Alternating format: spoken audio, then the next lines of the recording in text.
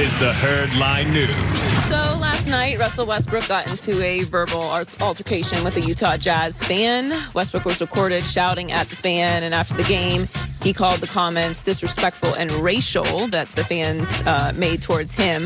Well, the Jazz released a statement. They said, we're continuing to investigate the unfortunate exchange at tonight's game between Russell Westbrook and fans. Multiple warning cards were issued by arena security. Players and fans have a shared responsibility to create a safe and respectful environment. If it is determined that any fans violated the NBA Code of Conduct, appropriate action will be taken. Well, Patrick Patterson was sitting next to Russell Westbrook on the bench. He tweeted after the game, fans can say bleep about a man's family, wife, and kids. Tell a player, get down on your knees like you used to. As men, what do you expect us to do? Shut up and dribble. No one is held accountable for their actions except for us. Fans are protected in every way possible, but not us. And then someone tweeted and asked him if that was actually said to Russ, and he responded and said yes and more. So obviously the NBA is going to investigate this incident because it's everywhere. The Jazz are going to investigate it. I'm sure the Thunder will have something to say. There's a lot that's been thrown out there on social media since this has happened with that fan, and obviously they interviewed him after the game. My opinion has been consistent on this from way back. I've always felt like fans in all sports have way too much leniency when it comes to what they say towards players. It makes it uncomfortable for other fans in the arena and in stadiums. I mean, I've had grown men twice my size get in my inches from my face and scream at me and curse at me. Like, it's an insane environment for a lot of people. Yeah. I don't really know what reason Russ and Patrick Patterson have to lie about this. I know that people feel a certain type of way about Russ, but what people are forgetting is that this is entertainment. Just because you buy a ticket doesn't give you some entitlement to speak or have the ability to touch or interact with players on the intimate level that people feel like. And the NBA, like you said earlier, is a whole other level because this is the only sport where you're that close to players. So to me, the NBA just has to create a policy where players can actually report when things like this are happening, and NBA security follows up right away and investigates it, and then fans are banned. Yeah, NBA, and the other thing is, God, sports just sometimes, the NBA is making so much money on their TV deals. Do individual teams really need to sell an extra 8 seats up close? So when I go to an NBA game, it is always shocking to me that the fans are sitting next to star players. Like, at some point, save the $8,000 you make a night and give players a little space because, listen, you lubricate them socially with alcohol, so half of these fans are liquored up. And by the way, when you go to a Laker game, for instance, they have cocktail servers. Right. So you don't have to even get up anymore. They're just bringing drink after drink after drink. But even when alcohol's not involved, like I do think that does play a part in a lot of incidents, obviously. But, these people get liquid courage. But even when it's not involved, you have to protect the players because they're the ones that lose in this situation. If something goes awry, it kills their brand. It's only bad for the players. The fan's going to get a pass no matter what was said or what goes on because it's the responsibility of the player to maintain his cool. And these are human beings. Like, it's just not rational. This has been the culture in sports for forever, and it's always a thing like, well, it's just part of the game. It's not. It doesn't have to be part of the game. It's ludicrous. You would never behave that way in the public walking down the street, ever. You would never walk up to Russell Westbrook and say something like that. I don't know why people feel comfortable. And they feel like there's like this invisible bubble protecting you. You don't really want to smoke. You don't. So why do you think that it's available? And I also think you've got a player in Westbrook where the frequency's adding up. So he's going through some things. He had surgery, then he gets a star teammate, and I think fans now are, when he struggles, they toss him around. It's just like an escalating situation where I think Westbrook, off the court as a person, his character can't be questioned. Right. He's never been in trouble. He's a family guy. Like he's involved in the community. That's a whole separate thing. But when he comes into the arena, he's a villain and he wears the black hat. And you need a villain in sports, and that's fine. I think he's comfortable with that. But fans have to be able to separate that as well. This is entertainment. You're paying to be entertained. This isn't an interactive experience. Like, you can yell, but there's a line, and it should be common sense. And the racial thing is just a whole other element to it that you can go on and on about. But the NBA has to do something. So it looks like the Jags will pay Nick Foles a king's ransom in exchange for not being Blake Bortles. They gave him a 4-year deal. $88 million with more than $50 million guaranteed. Yeah, the guaranteed money helps out a little bit. So at the end of that contract, if it doesn't work, you're not paying him much. Basically, you paid him a fortune for 2 years to be able to work with the talent you have. And they do have a lot of talent. Yes. So he's an average salary of $22 million, which is more than, you're going to compare him to some other quarterbacks, Russell Wilson. It's not outrageous. Rivers, Newton, Brady. I don't get crazy about who makes more than whoever. Whenever your contract is up, you're going to be paid whatever it is you're worth. Listen, I'll take Nick Foles at $22 million over Kirk Cousins at $29.5 million. So, and I think Foles is a slightly better player than, but the money, like, to me, I don't think Nick's a top 12 quarterback.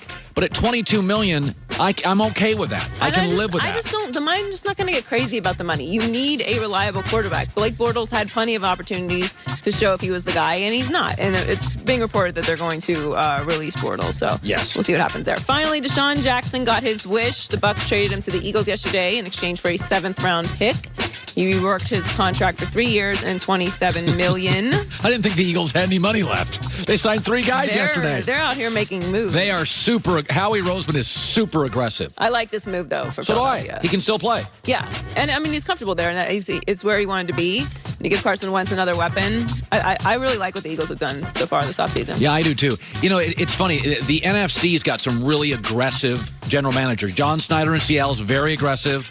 Howie Roseman, Les Snead, Mickey Loomis. The AFC generally, they're not quite as aggressive. But the NFC, which is a lot of big markets, remember the NFC's got your Dallas, your Atlanta, your Los Angeles, more big cities. New York's represented, Philadelphia, Chicago. So you've got big media, big money, big game day revenue, big expectations, a lot of pressure. And I think the general managers in the NFC respond to it.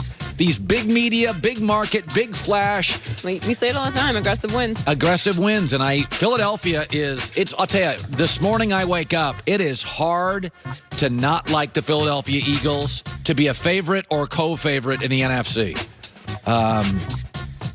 I love it. All right. Good stuff. Joe, over the news. Well, that's the news. And thanks for stopping by. The Herd Lie News. So, Greg Jennings, Green Bay Packers, did sign some defensive players, including a pretty good safety from the Chicago Bears this morning.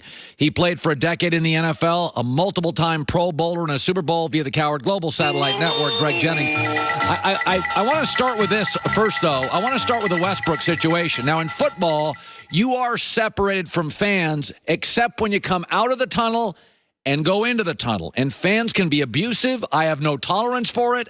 I've heard it. Some of the stuff is troubling. Westbrook does kind of appear to be a very impulsive player and a personality. So he comes in that arena. He's a pretty relentless, impulsive guy. What do you make of what happened last night? Like, when you watch that, what's the first thing that lands for you, Greg? The first thing that lands for me is every player is going to handle situations differently. And what we have to understand is there is kind of a threshold that players have. I don't care who you are, to tolerating heckling and harassment. But then there's that level or that line that you draw that you don't expect a fan or a heckler to cross. And when they do, it gains your attention. You then turn to them and you give them what you either feel or a motion that lets them know, stop it, cut that out. And I think that's what happened to Russell Westbrook. It happens across sport. It's like we're often the target of angry words, and we have to endure these insults and just walk away or go back to our field of play and just continue to go as though nothing ever happened. And that's just not the reality. Sometimes there are things that are said that just cross the line. If we were in the world of a career space within a building, it would be called harassment. Yeah. You would have to suffer some penalty. If you're in public academic fields or settings, it's bullying. This is often just allowed in sports, which is unfortunate, but players understand that this is going to happen. You're going to get heckled. But when you cross the line and you start to say things that become corrosive, that there's no need for any of that. Shift to the NFL. Antonio Brown's a great player, and John Gruden and Derek Carr are smart, good, quality offensive guys. Here's my concern, is that when you do bring in an often vocal, demanding star receiver, the offense becomes like a home run hitter in baseball. You become a little dependent on it. Would you be concerned that the Raiders now are going to become very A-B kind of centric, and that what happens sometimes when baseball teams become reliant on the home run hitter, you become reliant on the star receiver, you get to the playoffs and teams take it away, Tyreek Hill's taken away by New England, and Patrick Mahomes isn't the same quarterback. How do you think AB will fit in Oakland? We know he's going to be productive. Do you think it just all works? So I'm kind of on your side with this. I know he's going to be productive. That's what he's always been able to do, obviously, in Pittsburgh, as long as he has a guy that can give him the ball. And I believe Derek Carr can get him the ball. I just don't know how frequently he'll be able to get him the ball. And why I say that is because when you part ways with a young talent like Amari Cooper, who we saw and we see who can create and generate separation for a young quarterback who is younger, who has the speed, who has the skill set, and then you bring in on who does not vocally kind of divide a locker room. Then you bring on a guy like Antonio Brown, who has all those same abilities, but he's going to be more vocal because his expectations are a little higher. His standard of production is a little higher. Yeah. And he's going to demand even more out of your quarterback. My concern is, how does Derek Carr respond with that? Is Antonio Brown going to help Derek Carr? I truly believe so.